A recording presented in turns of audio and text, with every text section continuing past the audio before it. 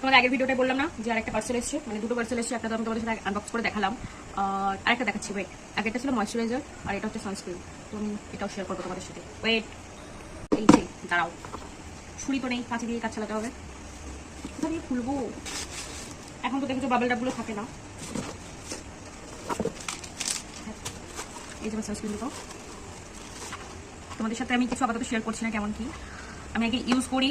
দাঁড়াও তোমাদের সাথে একটা খুলে দেখা একবার ভিতরে কন্টেনারটা কেমন দেখতে।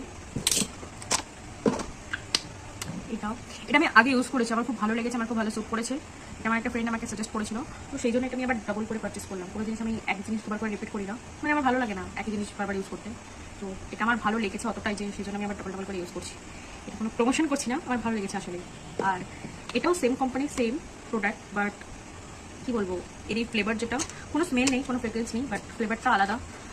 পরে আমি তোমাদের রিভিউটা দেবো কেমন কি।